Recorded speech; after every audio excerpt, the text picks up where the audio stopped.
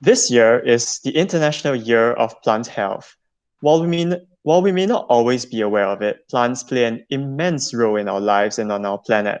They supply our ever-growing population with food. They are a source to many products we use daily, such as paper, rubber, and even medicinal drugs. And plants form an integral part of the ecosystems, which are home to millions of species on Earth. So to commemorate the International Year of Plant Health, we have with us today Professor Sheng Luan. Professor Luan is Associate Chair of the Department of Plant and Microbial Biology at UC Berkeley. He received his PhD in Cell and Developmental Biology at Harvard University and continued his postdoctoral training there. He joined UC Berkeley in 1995 and became full professor in 2004. His current research looks at calcium signaling mechanisms in plants. He has published more than 150 research and review articles in premier journals, including Annual Review of Plant Biology, Trends in Plant Sciences, Nature, and Science Signaling, among many others. Professor Luan received numerous awards, including the Charles Albert Schall Award and the Alexander von Humboldt Prize. He is a Fellow of the American Association for the Advancement of Science and a Fellow of the American Society of Plant Biologists. He was selected as Web of Science highly cited researcher in 2014, 15, 16, and 18. Professor Luan is the founding editor-in-chief of Molecular Plant, a leading plant biology journal published by Cell Press. Today, we are very excited to have Professor Luan deliver his lecture on coding and decoding calcium signals in plants. Professor Luan, please. Okay, good evening. I should say good evening, although it's morning in California. I want to thank Bram and the Society for the invitation for me to share with you some of our research in recent years. My lab has been working on signal transduction mechanisms in plants, especially those involving calcium signals as signal messenger. So to survive, all living things must be able to respond and adapt to the environment. As you very much aware that year 2020 is pretty challenging, provided in challenging environment for a human being to survive. Excuse me. At a single cell level, all cells in plant animals are programmed with a complicated molecular network to sense and respond to extracellular signals. At the whole organism level, the animal nerve systems specialize for very rapid systemic response so that animals can escape from the environment, run away if necessary. In plant, although they cannot walk away from their environment, they also have systems that allow them to transmit signals from local spot to the rest of the whole plant. So that system is a vasculature of plant. In this picture, you see so many environmental stress factors that can impact the growth and development of plant. And plant have evolved so many different sophisticated mechanisms to deal with those things and to survive. So in both local and systemic response mechanisms, calcium serve a very important signaling agent. We often call it signal messenger, not only in plant, but also in all other eukaryotic systems, including ourselves, human. In plant, in response to so many different environmental cues, or sometimes even developmental signals, such as hormones, cells often change the calcium levels, and that is very often required and sufficient for downstream physiological responses at a cellular level and at whole plant level. Now, the big question mark here is really, how does calcium, a simple canine, translate so many different signals into unique, distinct physiological responses? In other words, where's the specificity of the calcium signal encoded? Research in the past half decade also, not half decade, sorry, half century, about 50 years, especially in animal systems, established a concept called calcium signature. So that is to say, in response to different signals, the calcium changes in the cells are actually different, unique to each different signal. And calcium signature, or serve as actually a secret code for the cells to sense the environmental signals. Now, the calcium signature is truly four-dimensional parameter. Not only the concentration change up and down, and there's a spatial localization in the cell, right? The changes of calcium near the plasma membrane versus in the nucleus means different thing. So on top of the 3D localization of the calcium signal, there's a fourth dimension, that is time. So in response to a signal along the time course, the calcium changes can go up and down. Like in this case, and in the blue pattern, there are two peaks along the time course, and that means one thing. And if you have the orange pattern that go up and down in the oscillating manner, and that means different thing. Okay, so all this secret code in the cell must be interpreted or decoded by calcium sensors and the following mechanisms. In response to calcium changes, calcium binding proteins such as chemodulin, CDPK, CBL, all these different proteins have their specific calcium binding site. By binding calcium, they change their 3D structure and therefore causing the changes in their function. And their functional change and cause the change or modification of the downstream target. And those targets actually can change the cellular processes such as gene expression and transport activities across the membrane. All of these cellular changes will be calculated by the cell to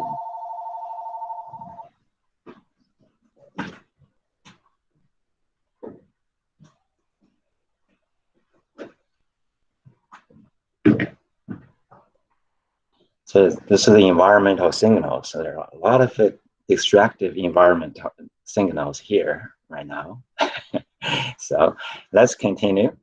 The calcium sensors and have the downstream target, and the target will change the cellular processes, and many different cellular processes get calculated, literally calculated by the cell to produce a specific output. That is a specific response. So in a nutshell, from signals to specific response involves calcium production of the calcium signature, or we call it decoding process, and then followed by decoding mechanisms in the cell. And this happens, of course, not only in plant, but also in other eukaryotic systems. Now, in the past 25 years or so in my lab, we've been focused on the decoding mechanisms. In other words, how the different calcium signatures is interpreted by plant cells, and have discovered the CBL-CIPK network. I'm going to very briefly summarize that. And then today I decided to focus on the coding processes, or the mechanisms that plant cells use to produce the specific calcium signatures by activation of specific calcium channels in plant cells. Okay, let's focus on the decoding mechanism first. As I said, we discovered the CBL-CIPK system in plant, and basically the story started when I was a postdoc fellow working on this molecule. We call it calcium-dependent molecular switch in animals and yeast. What happens here is there's an enzyme called calcineurin, which is a a calcium chemomodulin dependent protein phosphatase consisting of 3 subunits. One is chemomodulin, calcineurin B subunit. Both are calcium binding proteins. And calcineurin A is a protein phosphatase, or catalytic subunit. In response to calcium elevation, these 2 proteins bind calcium and change their own structure, causing the interaction of the 3 proteins to form this trimeric complex, activating the subunit A, which is a protein phosphatase, and then, of course, dephosphorylating proteins and then causing changes in the cell. So this is a typical calcium decoding mechanism, and that change cells. Again, the keyword of signal transduction is change, right? So constantly causing changes in the cell, and that's just how cells perceive outside signals and adapt to the changes by changing itself. Right? So in plant, we find at the beginning, we thought, in animals and the fungi, of course, so there's such molecule. Maybe plant also have this molecule. But when we look for such molecules, we find that there's a protein related to calcineurin B, or we call it calcineurin B-like protein, CBL for short. And instead of finding calcineurin A, which is a protein phosphatase, we find a CIPK, a protein kinases, that are kind of opposite in enzyme biochemically, right, in plant. And this CBL-CIPK therefore serve as a calcium decoding molecular switch in plant. So we call it really from animal or fungi, calcium-dependent protein phosphatase, to plant calcium-dependent protein kinase is really presenting a paradigm shift. Okay, so this actually just recently reviewed by our lab and the Trend of Plant Science. You can check out the review summarizing 20 years of research since the discovery of this molecular mechanism. In plant, it's a CBL-CIPK form a very complex calcium decoding network. There are at least 10 CBL, the regulatory subunit, and 26 CIPKs, the protein kinases. Each CBL interact with multiple CIPKs, and each CIPK interact with one or more CBLs. And some CBLs share common CIPK target, and some CIPKs share common CBL regulatory subunit. This overlap and specificity really represent a functional specificity and redundancy in this network. So to summarize all the 20 years research on this network, how this molecular network, calcium decoding network, really work in plant signal transduction. Now, this is a summary of 20 years also research, and we realized that after all the effort, so this CBL-CIPK network really serve as important signal network in nutrient sensing. And by recruiting themselves to the plasma membrane, this, by the way, this is just a cartoon of a plant cell. And many of the CBL-CIPK complexes get recruited to the plasma membrane, regulating different channels and transporters in the regulation of mineral nutrient uptake and homeostasis. And other half of the CBL-CIPKs actually are recruited to the vacuolar membrane, controlling the storage, influx of nutrient or remobilization of those nutrient through those different channels and transporters, right? So now, basically, from this review, you can actually see the details of how this molecular interacting network or calcium decoding network are really becoming a functional network in signal transduction in plant cells. Okay, so that's all I want to say about the decoding network. But one thing I want to mention that with this discovery of this sophisticated molecular network to program each cell to respond to their environment,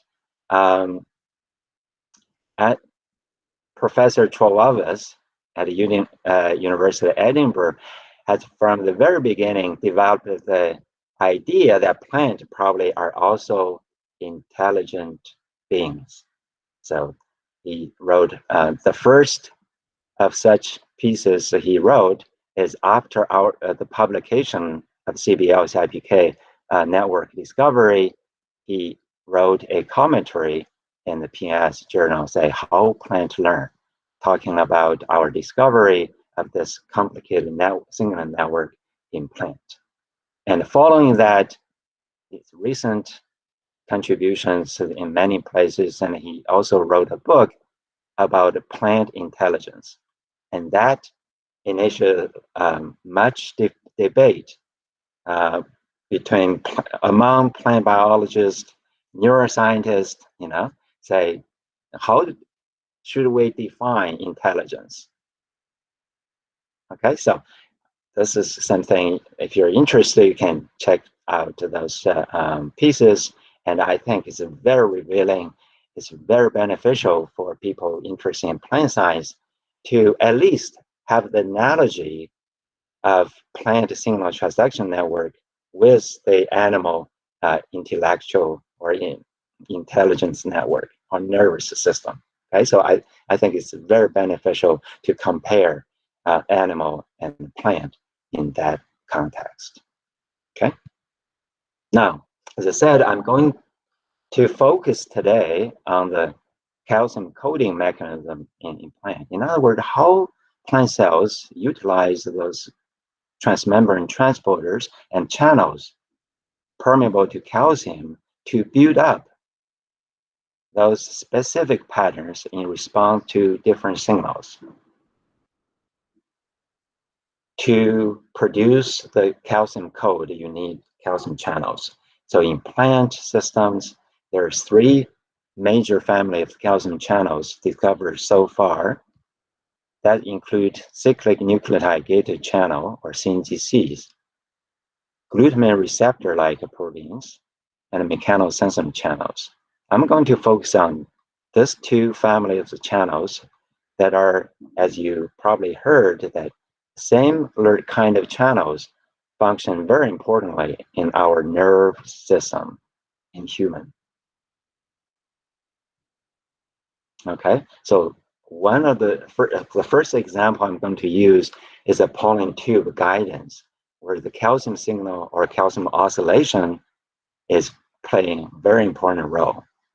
Okay, for all angiosperms, double fertilization rely on pollen germination at the stigma of the female organ, and then the pollen tube will carry the sperms all the way to the ovule to fertilize the egg, right? So this, how do pollen tube know where exactly to go? So this process, therefore, is called pollen tube guidance, just like the neuronal or axon guidance, right? To form specific synapses, the neuron cells need to know where to go, right? Pollen tube is the same thing. So in this process, there are so many different steps involve calcium. As you see, calcium, calcium, calcium. Each step of the way, calcium serves a very important signal. In fact, people can actually monitor calcium changes in pollen tube by specific calcium indicators, and showing that this tip calcium level to go up and down in a regular oscillation fashion. Okay, so how does this oscillation occur in the context of the activity of all different kind of calcium channels in the plasma membrane of the pollen tube? Now, During the study of the CMGC family in Arabidopsis, know that there are 20 members of CMGC family in Arabidopsis. Among those, at least 4 are highly expressed in pollen. Okay, so genetically, 18, the number CNGC 18 is very important. When you actually mutate that, you get a male stereo. Basically, the pollen tube cannot germinate, or hardly, the pollen tube can hardly extend. Then you end up with a male stereo, of course, because fertilization doesn't happen.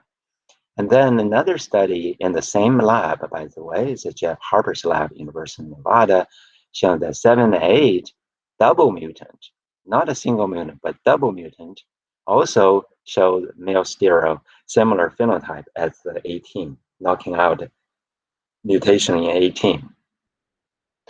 After looking at this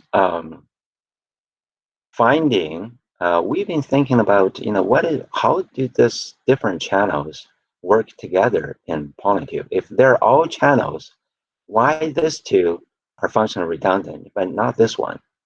This one seems to be independent. You knock out one, then all the functions are lost. So to study the functional relationship between 18 and 7 and 8, we actually began to look at the in vitro pollen tube growth by overexpressing different channels there. If we produce expressing CNGC 18 there, you can see the inhibition of the pollen tube growth as compared to the control, right? If you overexpress this 7 and 8, you get much less effect as compared to 18.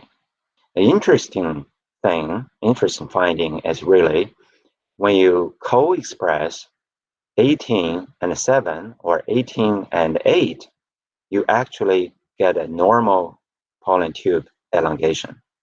Okay, in other words, 7 and 8 seem to antagonize 18's function, because if you overexpress 18 alone, you get short pollen tube. But if you co-express, balance the expression of those channels, you actually have a normal pollen tube growth. Okay? So these 2 seem to antagonize the function of 18. And they also physically interact with each other. Not only they physically interact with each other using single molecular fluorescence assay, we've shown that 8 or 7 interact with 18 to form heterotetramer. Tetramer means 4 subunit. So each 7 or 18, 8 or 18, each of them contributed 2 subunits to form a tetramer. Now, what happens to the channel activity? If we express a single CNGC 18 subunit in the Xanthopus oocyte, you have the channel activity. This is a current across the channel we measured. Right? You have that channel activity. 7 and 8 alone do not have such activity. Again, interestingly, when you have CNGC 18 plus either 8 or 7 forming this heterotetramer versus homotetramer, now these heterotetramers are silent, do not have activity. That is consistent with the functional assay showing 7 or 8 antagonize the function of 18. And if this channel is silent, how does calcium get into the cell? So you have to have a mechanism to turn on the channel, to activate the channel. So what is that mechanism? We know that all CNGC proteins have a C-terminal domains with chemodulin interacting domains. Okay? And then we've identified chemodulin 2 that is expressed in pollen tube, and we find the chemodulin 2 interact with the C-terminal domain of CNGCs, CNGC 8, 18, 8, 7, they all interact with the chemodulin 2. Now, what happened to the activity of the channel if you have chemodulin 2 around? We know that CNGC 18 alone, you have activity. If you, on top of that, you add a co-expressed chemodulin 2, the activity is still there. And we know that CNGC 18 plus 8, you lost the activity. So the heterotetramer is silent channel, it's inactive channel. But on top of that, if you co-express chemodulin 2, you get the activity back. You activate this heterotetramer.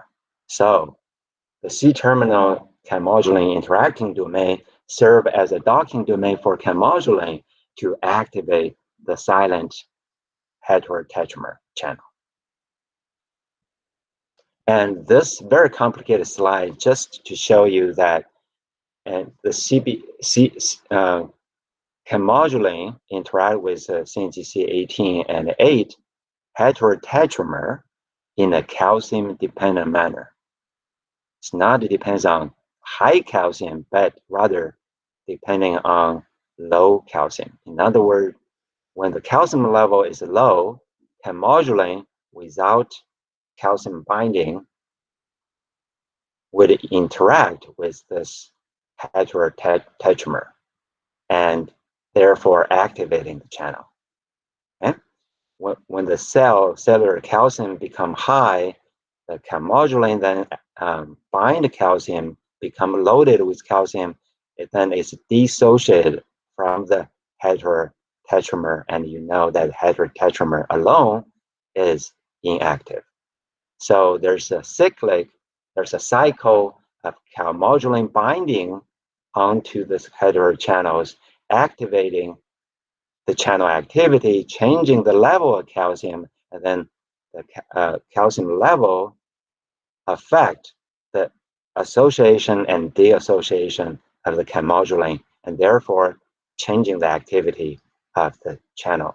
So in other words, calcium level itself serve as a regulatory factor to regulate the cellular calcium level. Now, how can we, if there's two CNGCs forming heterotetramer plus chemodulin can constitute to this calcium molecular oscillator, then we ought to be able to reconstitute the oscillation of calcium using just 3 proteins in a non-pollen tube cell. Okay, so we utilize a mammalian cell culture, mammalian cells, and we express the 8 alone, there's no calcium entry. And when we express the CNGC 18 alone, you can see there's a single peak because this one alone is active calcium channel, right? And when we express this with chemodulin, there's also a single peak. The homotetramer is still active. Okay? When we co-express CNGC 18 plus 8, then we know this heterotetramer is silent. Okay? Now, on top of that, we co-express the chemodulin, all 3 together. We begin to see calcium level goes up and down, up and down. So we literally reconstitute calcium oscillation by co-expressing this 3 component, 2 CNGC subunit plus the regulator chemodulin. So in summary, and this is the model, we believe what happened to the calcium oscillation in the pollen tube is that when the calcium level is low, when the channel is inactive, we know the heterotetramer is inactive, right? A cellular calcium will be low because calcium cannot get in. And at that point, the apo chemodulin, in other words, the chemodulin without calcium binding, would associate with the heterotetramer, therefore activating the channel. So the calcium getting into the cell, elevating the calcium level in the cell. When reaching the peak of the oscillation, the chemodulin then get loaded with calcium and dissociate from the channel and shut down the channel, therefore causing a downturn of calcium level in the cell and then recycle this process. Okay, so this calcium oscillation, just like a biological clock, the circadian clock, it's really a calcium-dependent molecular oscillator. Now, in fact, in the root hair, just like the pollen tube, root hair, there are different calcium channels, and in pollen tube, there are different channels. They work together to produce this kind of calcium oscillation in the cell. And root hair, during their elongation, also there's a calcium oscillation there. So for the detail, you can refer to our review article just published a couple months ago in Nature Plant. Okay, this is our first example. The second example is the innate immunity or PAMP trigger immunity signaling in plant. So what is a PAMP? A PAMP stands for pathogen-associated molecular pattern, such as flagellin-derived peptide, FLAG22. It's just one example of such molecular patterns. In fact, in both animal and plant, in the context of innate immunity, the mechanism is very similar. So the PAMP triggered immunity, or PTI, start with the cell surface receptors recognizing those PAMP molecular pattern, such as FLAG22, bind to this. FLAG22 is a peptide, okay, and then activating the effector kinase BIK1, and the BIK1 it activates at least two pathways. One is appear to be calcium independent MAPK pathway, and then other is a calcium dependent protein kinase pathway. And in this early stage, both BIK1 and the CDPK, or calcium dependent protein kinase, activate the ROS producing enzyme producing ROS. So basically, calcium serves as second messenger in this process, and that was discovered 30 years ago. But what is the calcium channel that mediates the calcium entry in response to the activation of the pathogen PAMP receptors? That remains a question mark until recently we identified a CNGC tetramer that serve as such a channel and that get activated by the BIK1 kinase. So what I'm going to show you very briefly, the kind of a pathway we discovered in recent years. It's published just last year, I believe. Okay, to answer this question mark. So we know in response to FLAG22, there's a calcium spike, like a double spike right here.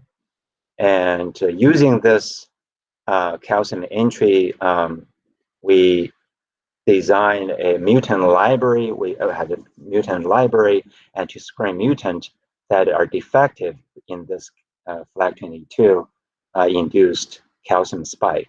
We called it AFC mutant, or altered in FLAG22 induced calcium response. To make a long story short, we identified a number of mutants. Let's focus on two of them, AFC1 and 2. And these two mutants, as you can see, that they have a reduced response to FLAG22 in terms of calcium spike, right? This is a Y type. This is a 2 mutant. It's clearly dramatically reduced in the calcium entry. And it turned out that AFC1 encode a CNGC2, one of the CNGC calcium channel family genes number 2, CNCC2 protein causes a truncated early stop in the gene encoding this protein, and AFC2 mutant cause a single amino acid substitution in CNGC4, another subunit of the CNCC type of channels. And then we, of course, also have a cross of the single mutant to make a double mutant to realize that this double mutant behave exactly like a single mutant. In other words, these two probably function in the same pathway because either one of them is required, and if you kill both, they behave just like a single mutant. And we did, of course, a number of assays to show that BLAC22 induced the calcium spike is actually reduced in single mutant and double mutant across the board, and the ROS burst is also reduced in single and double mutant. You can tell here. And also the single and double mutant become more susceptible to DC3000, the mutant strain to the pathogen that triggers only PAMP triggered immunity, or PTI. Now, in summary, we find 2 mutant that actually the genes are encoding, actually encode 2 CNGC subunit. And in those single and double mutant, there's all the immunity parameters are reduced. So the summary is really 2 and 4, these 2 subunits are both required for PTI, and they work together or in the same pathway. So since CNCC2, CNCC4 are probably calcium permeable channels, we decided to look at the channel activity, how they constitute a channel in response to pathogen attack. Now, after we express one of the subunit 2 or 4 alone, none of them has any activity. But when we co-express this 2 subunit, it produces a huge channel activity. And the mutant, original mutant, one of the mutant we identified from the forward genetics analysis actually lost the activity alone or co-expressed with another subunit, even they're still inactive. That means one of the mutant is a loss of function mutant. That single amino acid substitution makes the channel silent, inactive. Okay, so this kind of channel activity pattern, single subunit inactive, and double 2 subunit together work together to make this active channel is consistent with the genetic analysis showing that these 2 work in the same pathway. In fact, in this case, they work as in the same protein complex as a functional channel. Now, that's just a more assay to show that 2 and 4 together, but not alone, form an active calcium channel. So maybe here, and this question mark, maybe it's 2 and 4 working together. Now the question, if this one is always active, in the resting state, it needs to be closed, right? So you can't open the channel all the time. So how is this a heterotetramer is gated closed? Again, coming back to chemodulin interaction. The both subunits have a chemodulin binding site, and interestingly, the binding occurs in a calcium independent manner. So in other words, this chemodulin always associated with 2 and 4. Okay? Now what happens if there's a chemodulin? 2 and 4, we know, form very active channel. Now, if you co-express chemodulin, the channel activity disappears. So in other words, because the chemodulin constantly bind to this active tetramer, you in fact, this binding shut down the channel. That represents a resting state of the channel. It's inactive. Okay, so as a negative regulator of the channel, of course, if you overproduce the chemodulin in the plant, you actually recapitulate the CNGC mutant phenotype in terms of calcium entry, right? Overexpress the chemodulin in the plant, then you get actually reduced level of calcium, consistent with chemodulin serve as a negative regulator of the channel activity. As a result, overexpression chemodulin cause the plant to be more susceptible to pathogen attack. Okay, in summary, we believe that in the resting state, chemodulin bind to this heterotetramer channel, shut down the channel activity. Now, next question. How is this chemodulin gated channel get activated upon pathogen attack? So in this hypothesis model, we know that BIK1 is a effector kinase. And the earlier study also shown that in this mutant, if you knock out the BIK1, the calcium entry is also reduced. That means this channel is downstream of BIK1, right? So now, since we are identified this channel, can we test the idea if BIK1 activates this channel? And the answer, of course, is yes. Otherwise, I won't be talking about it today, right? So we first shown that BIK1 physically associated with the channel complex. Okay, I'm going to go into the details of the gel. There are many gels, and what this suggests, basically support, is that BIK1 is a kinase phosphorylate the channel protein at the C terminus in vitro and in plant cells. Okay, so not only the BIK1 kinase physically interact with the channel protein, but also phosphorylate the channel. Now, physical interaction and phosphorylation, does that indeed activate the channel? Let's see. If you just express the 2 and 4 together, you produce a very big channel. If you have the chemodulin, and the channel activity disappear. On top of that, if you co-express BIK1, Y type of BIK1, it has certain activity, right? You start to see the channel activity. If you express a activated form of BIK1, in other words, this BIK1 4D, this mutant is a gain function of mutant that has more kinase activity. You can see that if you express this with the silent channel, you get a much bigger activity. So activation of BIK1 activating cause the activation of this chemodulin gated calcium channel activity. Now, of course, we also did a mass spec to identify those amino acid residues that are phosphorylated by BIK1 and find that indeed those residues are important for the activity of the channel.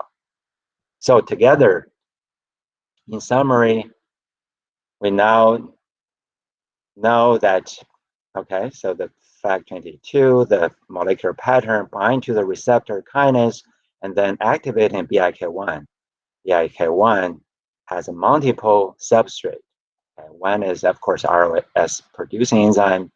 And another important substrate is the CNGC2-4 heteromeric channel. Okay? Normally, the chemodulin basically closes the channel, and in response to the pathogen attack, BIK1 get activated, and that interact with the channel and phosphorylate the channel, especially at the CNGC4 subunit right here, and open the channel activity, producing the calcium signature in response to pathogen. Okay, so this is in Arabidopsis, And following our study, and there also a work published on rice, there's similar kind of pathway also present in rice. And again, you can refer to our review in Nature Plant published recently to see all these models and details. Okay, third, this is a second example, and a third example is a wounding response. And I'm talking about a systemic response, how calcium serves as a signal for systemic response during wounding, in response to wounding plant. Now, we know that a plant constantly get hurt, get damaged, by insects, by you walking on the lawn, right? You damage the leaves and the grass and all this, and they feel it. It's not that you can run away, but they actually feel the pain. Okay, so of course there's also nematode and hurts the root, especially, and also there's of course rocks and squeezing mechanical, they hurt the root, and there's so many different ways that you can hurt a plant. Right? They're constantly actually liable to physical or mechanical damage. Now, in response to wounding, what happens? So there are several different long-distance signals that can be detected. One is the electrical signal, just like the nerve system, the action potential. Right? Although this electric signal is at a much lower speed, and you can see a calcium, long-distance calcium wave. You can also see our ROS wave from this point traveling through the plant. And eventually, you can produce a plant hormone called jasmonic acid, and that serves as important defense hormone, triggering a program of defense response. Now, previous studies shown that glutamate receptors are important for leaf-to-leaf systemic wound response. Okay, if you cut one leaf, the other leaves will be defending themselves by activating JA production, and that signal from local to distant leaves, one leaf to another leaf, this long distance signaling is mediated by both electric signal and calcium waves. Okay, so this, and I'm just showing you that earlier work shown that leaf to leaf signaling, and we showed here that if you hurt the root, you cut the root, the leaves also respond very rapidly, actually. Okay, only 30, 40 seconds. We cut the root here, and the leaf all over the plant respond by the way, what you see is a calcium wave, is a calcium elevation. Okay, let's try it again.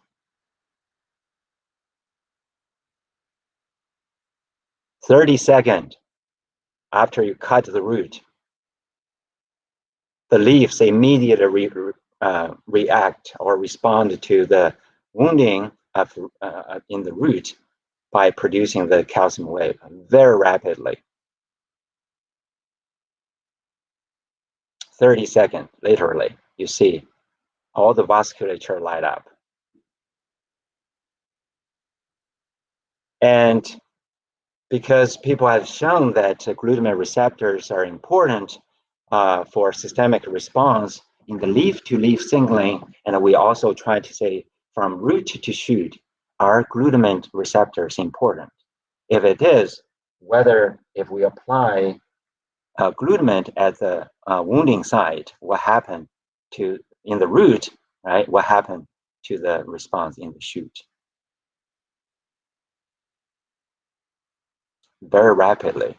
You add the within 30 seconds after you add a very small 10 microliters, a very small droplet of glutamate in the wounding site of the root, you see the lighting of the lanterns on the lighting of the Christmas tree in the plant.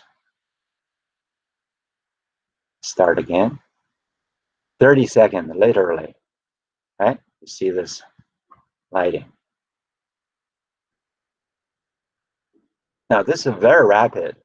And if this receptors earlier shown to be required for leaf-to-leaf signaling, now, are they really involved in root-to-shoot calcium wave as well?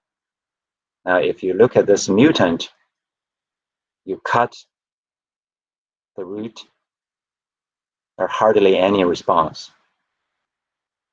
If you add the glutamate to the wounding site, the leaves remain dark.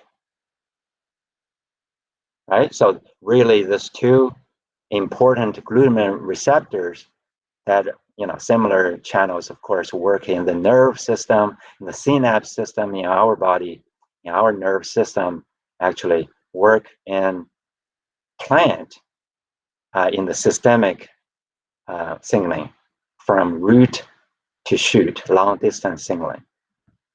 So now, how about the electrical signal? We set up the electrode on the leaves and we cut the root. Okay. Now, wounding here, cut the root to see if there's an electrical signal. Wow. Within 30 seconds, you have a huge action potential like electrical signal, and that lasts for quite a few minutes. Okay. So on top of that, on top of the wounding site, if you have a droplet of glutamate added, what happened to the electric signal? Very similar to the wounding response, right? Lasting for many minutes. And these two glutamate receptors are critical for electrical signaling as well. As you see, the white type have this pattern wounding, and the glutamate addition, you have, again, another electrical wave. And look at the mutant, whether you hurt the plant root, the leaves do not feel the pain anymore, right? So this huge electrical signal pretty much disappeared or much reduced in the mutant. Indeed, these two glutamate receptors are very important. Now, are they glutamate-gated channels? So this remains unknown until our recent work showing that indeed both GRR 3.3 and 3.6, those two channels are both glutamate-gated and pH-regulated channels. Now, this one probably is kind of interesting. Trying all the amino acid, okay, in the animal cell calcium imaging system, single cell calcium imaging, only when you add glutamine, you see calcium entry, okay? And this calcium entry is also pH dependent. Only when you have kind of more basic pH, then you get calcium entry. And very interestingly, in terms of glutamine sensitivity, comparing the glutamate receptor in animal and plant, there's a huge difference. Okay? So you can see that this animal glutamate receptor is become very active when you have a micromolar level of glutamate. But look at here, plant need high millimolar, 1,000, 3 or 4 magnitude higher glutamate concentration in order to be active. Why? Because specific unique physiology of plant, glutamate level in plant cell are very high. So in most of the plant cells, especially the phloem, the sieve tube, there's 50 to 100 millimolar of glutamate. Even in the outside of the cell, there's a millimolar, probably 1 to 2 millimolar level of glutamate, okay, outside the plant cell. So if you have a channel very sensitive to glutamate, like the animal one, then your channel is going to be open all the time, right? Because if this level of glutamate can activate the channel in plant, then the channel has to be active all the time, because even extracellular gluten concentration is way higher than this. Okay, so different sensitivity to glutamate is really depend on specific physiology of different organisms, comparing plant and animals. Now, of course, this is just a patch clamp showing that both 3.3 and 3.6 are indeed pH dependent and also glutamate gated channel. To summarize this third example, the calcium serves as important signal for long distance signaling, for long distance rapid signaling. Okay, so we show that this leaf calcium elevation is not possible to be induced by calcium transported from root to the leaves, obviously. There need to be a propagation of the signal, or so-called the production of the calcium wave. Each cell need to produce the calcium, and then there's a calcium-induced calcium wave to be propagated from the root to the shoot, right? Because it happens very rapidly, and it cannot be explained by physically transporting the calcium ion from root to shoot. Okay, so the electric signal accompany this calcium change, and these two probably are having a similar molecular basis. Now, the relationship between the electrical signaling, calcium wave, ROS wave is still not well understood. So this is a very new area of research, and require effort from many more people in order to truly understand how this long distance signaling is propagated in plant.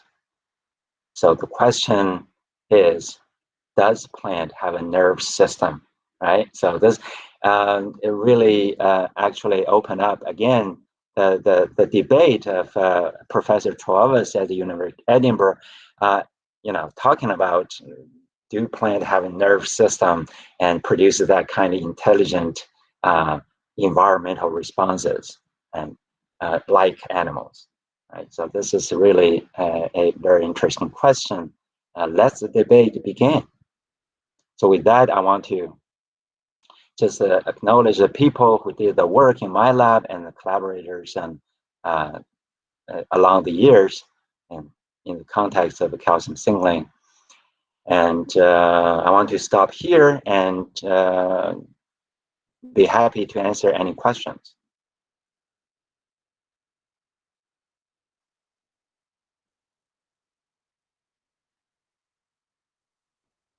Okay, Bram, the podium is yours. Thank you, Professor Luan, for your exciting talk about calcium signaling in plants. It is truly amazing that plants have such complex signaling mechanisms for various purposes, such as pollen tube growth, plant immunity, and wound response even. So now we'll open the Q&A to the audience. If you have a question, please kindly unmute yourself and ask your question.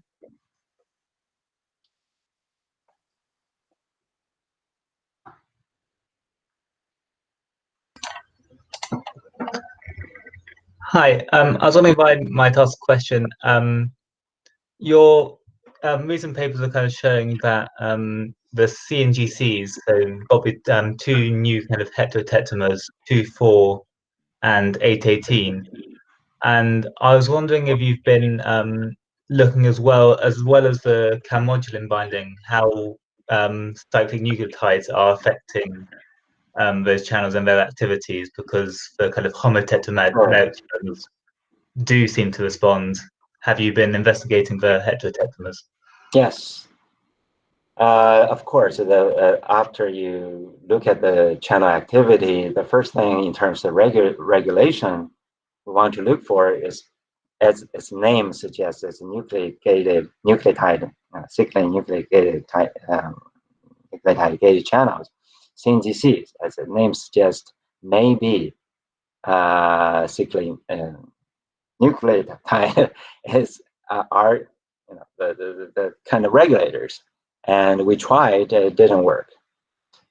So we looked to the chemodulin, and it seemed to be all chemodulin. Okay. Whether, in the absence of chemodulin or in the presence of chemodulin, cyclic nucleotide do not have an effect on the channel activity in our hand. Okay, thank you. Sure.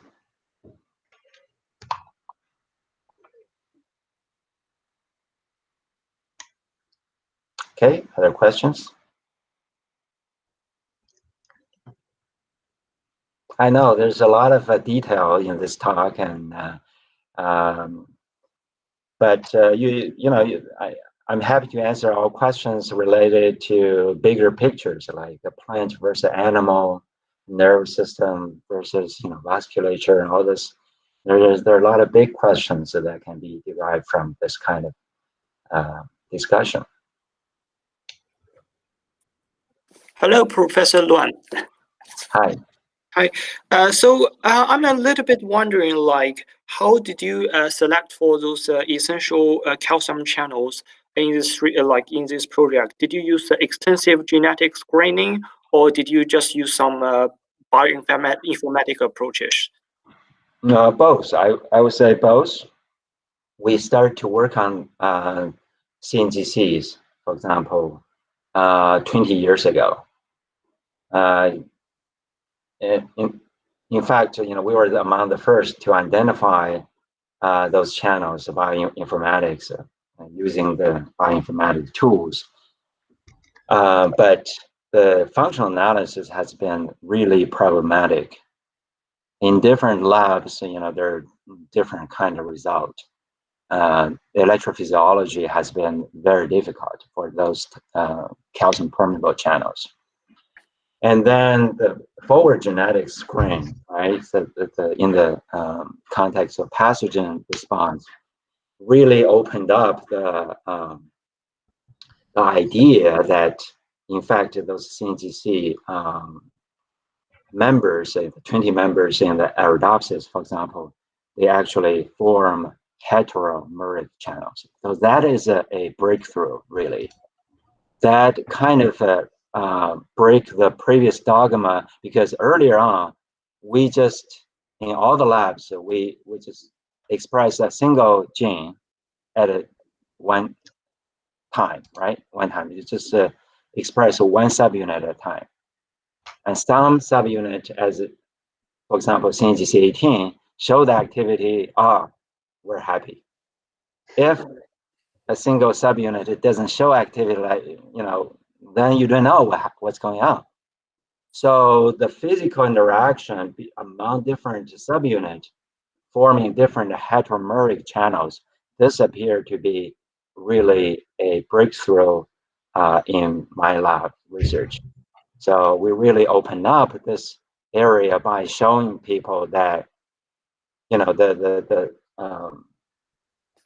the physical interaction among different subunits hold the key for regulation, actually.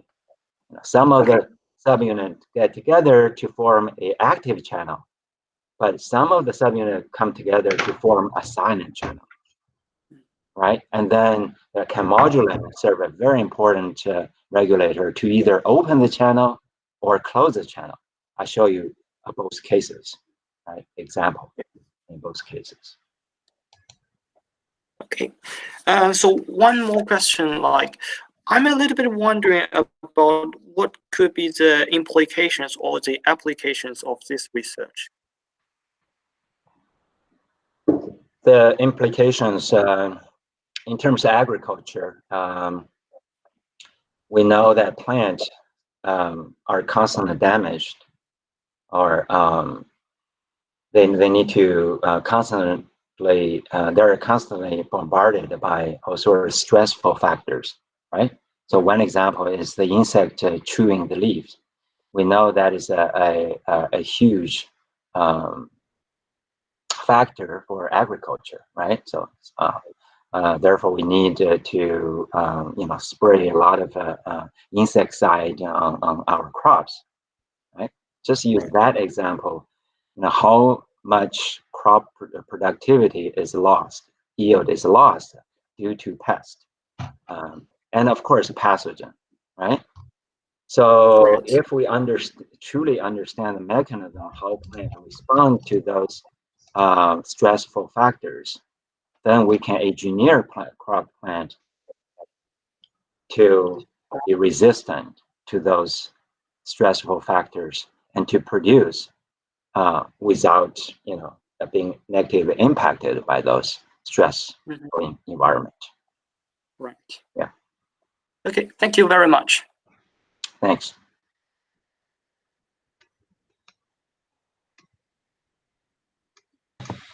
Hi, Professor. I was really interested in the fact that modulin overexpression has weakened the immune response of plants. Are there any bacteria or pathogens that are trying to take advantage of this? Does it have any implications for bacterial resistance? So that experiment was used just to show, modulin is probably a negative regulator for calcium signaling in response to pathogen.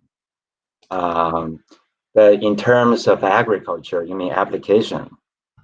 Well, that we haven't thought about that. Yeah. So thank you. In nature, I don't know whether that's a good question. Actually, you could think about if chemodulin somehow is hijacked by pathogen, right? To always bind to the channel or to produce more, then that would benefit the pathogen.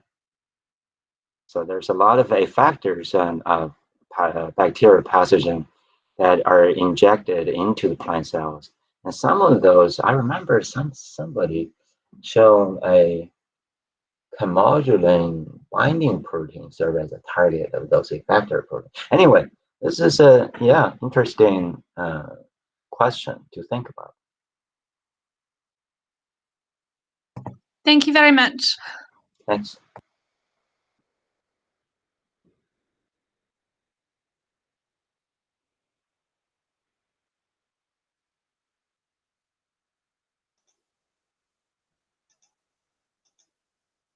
Hi, Professor Luan. If I may ask a question about Sure. comparing between plants and animals.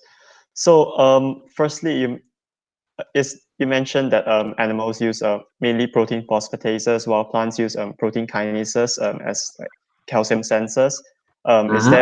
Is there a reason for this difference? And secondly, for animals, when the sperm and the egg fuses during fertilization, we have that calcium wave in the zygote. Does this also happen in plants, and what are the differences? Yeah, all are very interesting questions, and they're big questions. I mean, during evolution, each organism acquires a mechanism for its own purpose, I guess. What is this purpose for a plant to use a kinase versus a phosphatase? I don't have an answer to that question. And I thought a plant, since calcium neuron, that phosphatase, calcium dependent phosphatase, was highly conserved between yeast and human.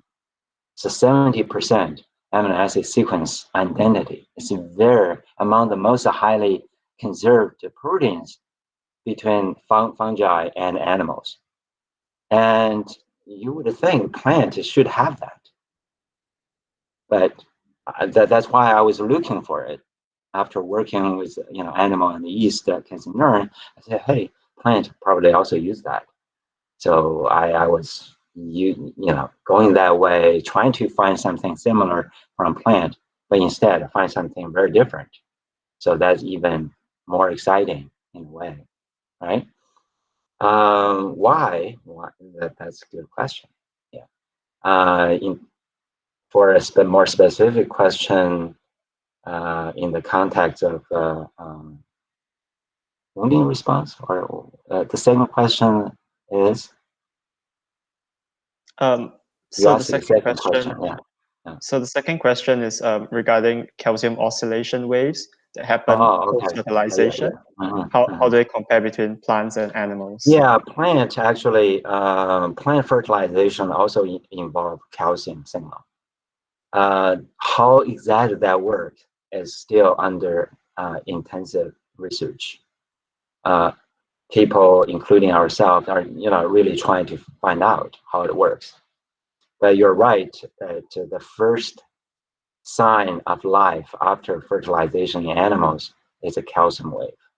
So that's why Professor Trovalis, and we often refer him as the king of calcium signaling in plant, because he was the pioneer in calcium signaling, and he's a good friend of mine. Although we're not in the same generation, he's like a mentor figure, but we know each other really well. And when we published the first paper, he wrote a commentary saying, hey, this is so complicated, and calcium signaling just like in animals, and there must be some kind of intelligence in plant as well. I guess things are getting more and more interesting, especially with this long distance calcium wave. It's so rapid. It's just like the nerve response, right? So it's so exciting. And so as I said, in plant, we still don't know the answer to many of those mechanistic questions. Thank you very much, Professor.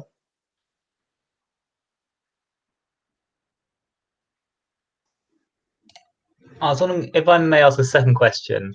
Sure. I was just wondering as well, when we talk about the calcium signature, I was wondering how much you think like microdomains and close localizations of the channels and downstream effectors are kind of contributing to that, those interactions there. How much that will be a kind of story, or whether that's more kind of unique cases where they're so localized. Subcellular localization, where calcium signal or calcium wave or calcium change occurs.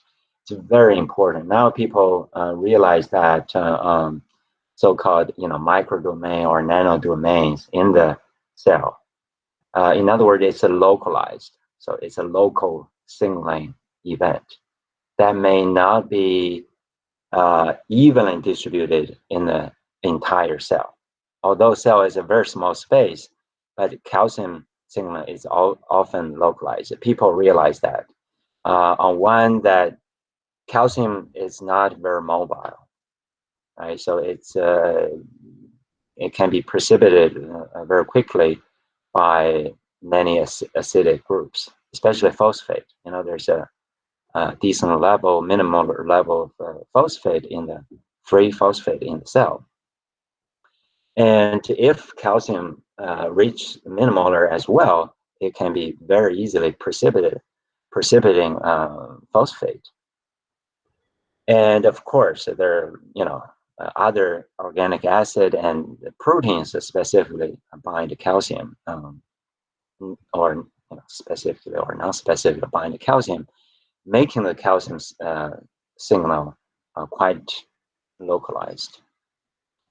So of course, with that, those calcium channels should be localized or clustered in part of the membrane, not evenly distributed, right? And those effectors or sensors, therefore, as a result, should be also localized. Have you tested that, say, with BIC1 and the CNG4 complex? Are those co-localizing? Yeah, so we haven't done that. Yeah, so that requires very sophisticated microscopy to localize those kind of molecular interactions. At a subcellular level, it's still pretty tough. But with the current technology, some people began to look at that at so-called single molecular level, single molecule level. That is still quite challenging, but people start to do that. Yeah. Thank you.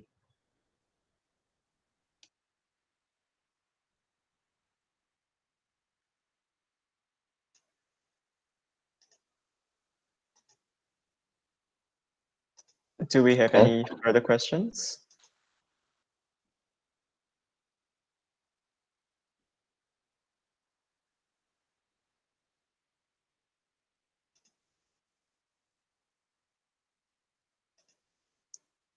If there are no further questions, thank you, Professor Luan, for this. Sorry, is there another question? No. If there are no further questions, thank you, Professor Luan, for this amazing talk.